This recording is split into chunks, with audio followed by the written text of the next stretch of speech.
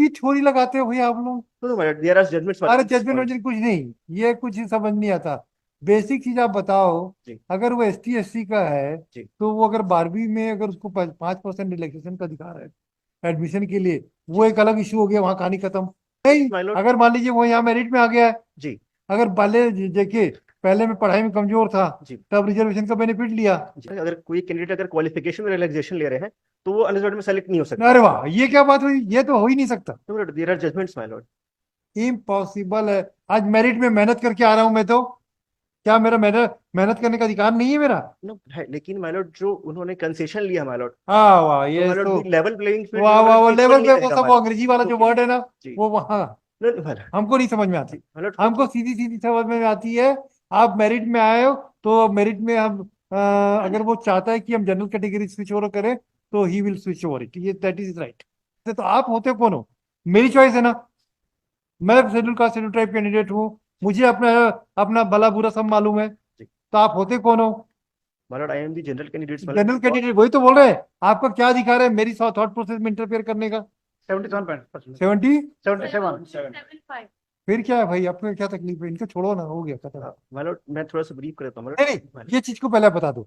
हाँ आज एक काम करते हैं, स्टे वेकेट कर देते हैं, अभी बस सुनेंगे मेरे को बोल रही है। हाँ माय लॉर्ड मैं बहस हम जो ऐसा कर देते जी हैं, अभी इसका स्टे को वेकेट कर देते हैं, सब्जेक्ट और डायरेक्शन देते हैं स्टेट को, इनका अपॉइंटमेंट इशू हाँ कर माय लॉर्ड इसमें आप ना भाई। अभी देखो स्टे स्टे को तो देखो, जिसको नौकरी मिल रही ना उसको मिलने दो। अगर जीतोगे जी पोस्ट क्रिएट कर देंगे, क्या दिक्कत है?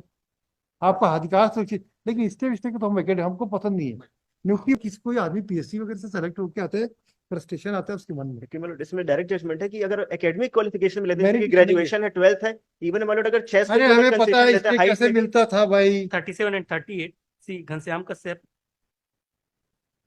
सी ईशान वर्मा AG, सी राकेश कुमार झा, सी अमन पांडे।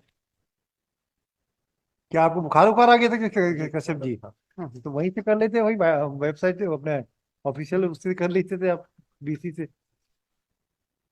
हमारे आने की कष्ट क्यों क्या है, अपने वहीं से कर लेते घर से ही आराम। वो ज्यादा सुटेबल नहीं रहता पूरे पर। हाँ, सारी बात सही है। आपका चेहरा बता रहा है कि तबीयत ठीक नहीं है। वैसे केस भी गड़बड़ लग रहा है, क्या बोलते हो आप? नहीं मैं केस ठीक है मतलब। ठीक है, जी चलो आराम करो भाई, जी देखते हैं। कल तक तुमको गड़बड़ लग रहा था। तो इसमें जो इशू है मतलब इसमें लीगल इशू मतलब ये है कि जो रिजर्व कैटेगरी कैंडिडेट्स हैं हाँ। मतलब इन्होंने जो है 3 बार, कुछ लोगों ने 2 बार रिलैक्सेशन लिया और कुछ लोगों ने 3 बार रिलैक्सेशन लिया जो प्राइवेट रेस्पोंडेंट्स है। और वो मतलब अब जो है अनरिजर्व्ड में सेलेक्ट हो गया है। मतलब पहले उन्होंने रिलैक्सेशन लिया जो BP8 कोर्स है मतलब उसमें क्या क्या? एडमिशन BP8 मतलब बैचलर इन फिजिकल एजुकेशन का जो हाँ कोर्स है हाँ उसमें एडमिशन के लिए मिनिमम क्राइटेरिया है कि ग्रेजुएशन में 50% मार्क्स होना चाहिए। हाँ और उसमें ST SC OBC को 5% का रिलैक्सेशन है, तो जो ST SC OBC 45% मार्क्स है वो भी एलिजिबल है B.Ed कोर्स परस्यू करने के लिए। तो उन्होंने फर्स्ट टाइम रिलैक्सेशन लिया ST SC OBC ने BP8 कोर्स में एडमिशन लेने के लिए और उन्होंने BP8 क्वालिफाई कर लिया। ठीक है, उसके बाद उन्होंने मतलब जो नेट और सेट का एग्जामिनेशन होता है उसको क्वालिफाई करने के लिए भी ST SC OBC को 5% का रिजर्वेशन मिलता है। उन्होंने उस एग्जामिनेशन को भी क्वालिफाई किया और सर्टिफिकेट ऑब्टेन किया कंसेशन लेके। और जो रिक्रूटमेंट हुआ मतलब रिक्रूटमेंट में भी ग्रेजुएशन में मिनिमम 50% मार्क्स रिक्वायरमेंट था सभी कैंडिडेट्स के, लेकिन यहाँ पे भी ST SC OBC को 5% का रिलैक्सेशन था। उन्होंने यहाँ पे भी रिलैक्सेशन लिया कुछ और भी थ्योरी लगाते हो भैया आप लोग। देयर आर जजमेंट्स अरे दिस जजमेंट पॉइंट। वजमेंट कुछ नहीं, ये कुछ समझ नहीं आता। बेसिक चीज आप बताओ। जी अगर वो ST SC का है जी तो वो अगर 12वीं में अगर उसको 5% रिलैक्सेशन का अधिकार है एडमिशन के लिए, वो जी एक अलग इशू हो गया, वहां कहानी खत्म। जी आप हर जगह तो रिजर्वेशन का बेनिफिट दे रहे हो, जी तो क्यों नहीं दोगे भाई? तो मतलब हमारा वही कहना है कि वो जो हर जगह बेनिफिट ले रहे हैं तो उनका जो सिलेक्शन होगा वो उनके कैटेगरी में ही होगा, वो अनरिजर्व्ड में सेलेक्ट नहीं हो सकते हैं। कोई जरूरी है क्या? जो दे आर जजमेंट्स नहीं, माय लॉर्ड। अगर मान लीजिए वो यहाँ मेरिट में आ गया है, जी अगर पहले देखिए पहले में पढ़ाई में कमजोर था, जी तब रिजर्वेशन का बेनिफिट लिया, जी है जी ना? जी अब फिर धीरे धीरे पढ़ाई अच्छी करने लग गया, जी तो मैं अच्छा हो गया, जी तो मैं काहे लूंगा एडवांटेज? कोई आपको मना है क्या?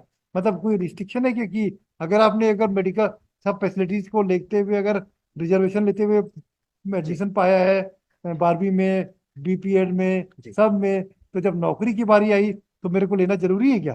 जो माय लॉर्ड उसमें सुप्रीम कोर्ट है अगर कोई कैंडिडेट अगर क्वालिफिकेशन में रिलैक्सेशन ले रहे हैं तो वो अनरिजर्व्ड में सेलेक्ट नहीं हो सकता। अरे वाह, ये क्या बात हुई, ये तो हो ही नहीं सकता। तो there are judgements my lord. Impossible है। आज मेरिट में मेहनत करके आ रहा हूं मैं तो, क्या मेरा मेहनत मेहनत करने का अधिकार नहीं है मेरा? नो है, लेकिन माइलॉर्ड जो उन्होंने कंसेशन लिया माइलॉर्ड, हाँ वाह, तो ये माइलॉर्ड तो भी लेवल प्लेइंग फील्ड वाह वाह, लेवल वो पे इक्वल लेवल नहीं पे वो करेगा सब वो माइलॉर्ड। अंग्रेजी वाला जो क्योंकि वर्ड है ना, जी वो वहाँ माइलॉर्ड हमको नहीं समझ में आता। जी माइलॉर्ड हमको क्योंकि सीधी सीधी समझ में आती है। आप मेरिट में आए हो तो मेरिट में हम अगर वो चाहता है कि हम जनरल कैटेगरी स्विच ओवर करें तो he will switch over it, ये दैट इज राइट। भाई कॉन्स्टिट्यूशन प्रोवाइड करता है कि आप मेरिट में आना चाहते हैं, तो आप होते कौन हो? मेरी चॉइस है ना। मैं schedule caste schedule tribe candidate हूँ, मुझे अपना अपना भला बुरा सब मालूम है। जी तो आप होते कौन हो? My lord I am the general candidates my lord general candidate, वही तो बोल रहे हैं। आपका क्या अधिकार है मेरी थॉट प्रोसेस में इंटरफेयर करने का? बिकॉज माइलॉर्ड दी रूल्स आपको साइटेड डिफरेंट लगता नहीं पॉइंट्स भाई? माइलॉर्ड की।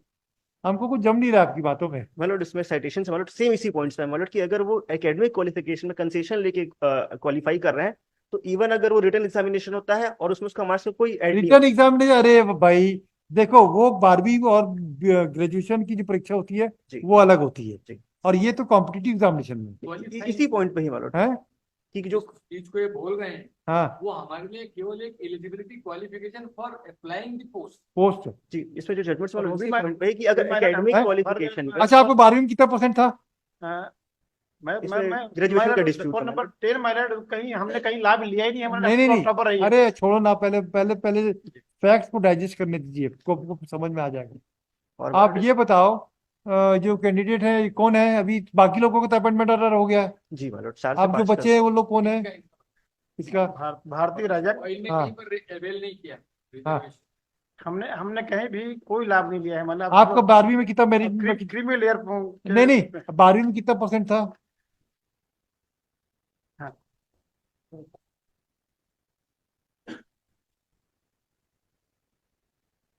भारतीय राजा